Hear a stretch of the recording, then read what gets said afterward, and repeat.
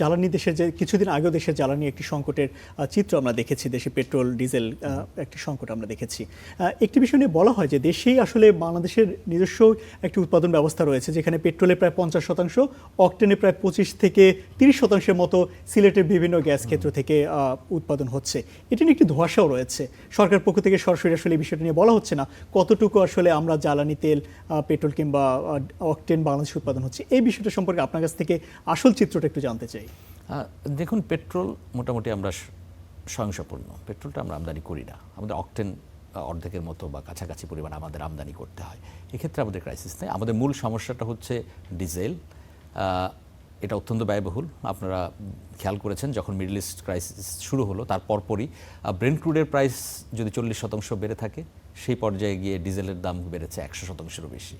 কাজে diesel internationally যে refined products, তাদের মার্কেটটা ভেরি টাইট এবং ফ্লেক্সিবল না, যে কারণে এদের প্রাইসটা বেশি বাড়ে। এবং আমাদের যদি বিবেচনা করতে হয় সব কিছু, তাহলে আমরা এই ডিজেলের জন্যই বেশি সাফার করেছি। কিন্তু যেটা হচ্ছে প্যানিক বাইং এবং কিছুটা হয়তো মনিটরিংয়ে ল্যাপস ছিল বা নানান কারণে লোকজন হয়তো কিছুটা ইরেশনাল বিহেভিয়ার করেছে, কিংবা হোর্ডিংয়ের যেই টেন্ডেন্সি ছিল, এসব কারণে আমরা দেখতে পেয়েছি যে পেট্রোল অকটেনে নানান সমস্যা। কিন্তু বাস্তবতা হলো ইন টার্মস অফ খরচ এবং ভর্তুকি আমাদের জন্য মূল সমস্যা তৈরি করছে পেট্রোলিয়ামের ক্ষেত্রে ডিজেলটাই।